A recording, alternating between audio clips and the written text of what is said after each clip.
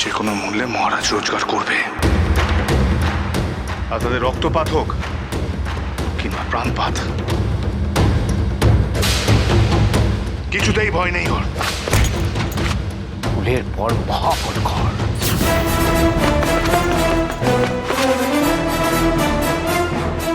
ভুল হলেও ভুল পথে হাঁটবো আমি।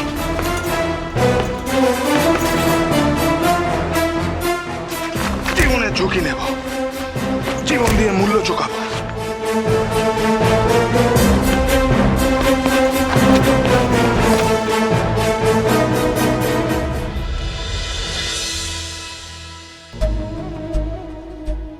আজ আমি ভীষণ খুশি।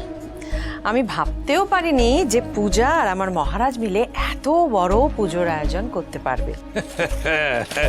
বলেছিলাম না যে পূজারাজ হচ্ছে এই বাড়ির লক্ষ্মী নারায়ণ। ওটা দে, ওটা দে।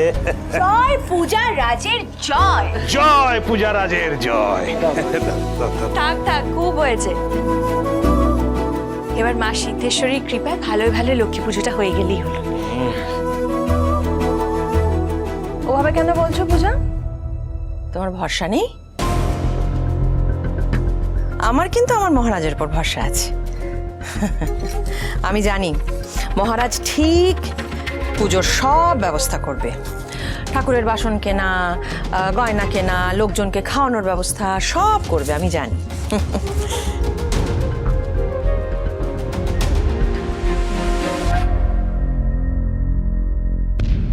কিন্তু কি করে করবে? এত টাকা কোত্থেকে জোগাড় করবে মিস্টার মাথা গরম? সকালবেলা যে বলে গেল এবার ওর জেদ দেখানোর পালা।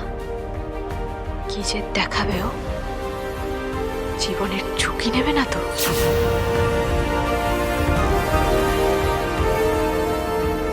খুব বড় ঝুঁকি তুমি আর তোমার বর মিলে নিয়ে ফেলেছ বাচাল মেয়ে। এবার এই ঝুঁকিকে কাজে লাগিয়ে কিভাবে সবার সামনে তোমাদের ঝোঁকাতে হয় দেখো। মহারাজটা এখন, আরে এই শিব, বলো বলো। আরে তোর মেজদা তো এখনো ফিরলই না। তুই একটু ফোন করে দেখ না ওকে, না কোথায় না আছে? না, আমি ফোন করবো না।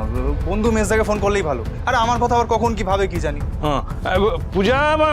কোনো দরকার নেই, কারোরই প্রয়োজন নেই ওকে ফোন করবার। ওকে কেন বিরক্ত করছো? ও নিশ্চয়ই টাকা পয়সা জোগাড় করার জন্য মানে সেই ব্যবস্থাপনার মধ্যে রয়েছে। আচ্ছা, তার থেকে ভালো না যে ও আসার আগে আমরা পুজোর কাজকর্ম সমস্ত এগিয়ে রাখি, এই ঘরটা একটু আমি মুছে ফেলি।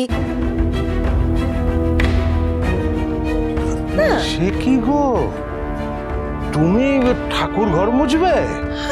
না না মা, তা কি করে হয়? আমি থাকতে আপনি কেন এসব কাজ করবেন? আমি মুছে দিচ্ছি, দাঁড়ান। আমার কিন্তু কোনো অসুবিধে হতো না মেজো বৌমা।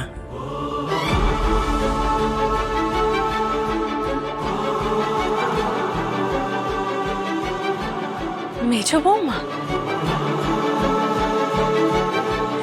আমি যে আপনার মুখ থেকে এই ডাকটাও শুনতে পাবো আমি কোনোদিনও ভাবিনি মা। উড়ান সোম থেকে রবি প্রতিদিন রাত ৮টায় স্টার জলসায় ও ডিজনি প্লাস হটস্টারে।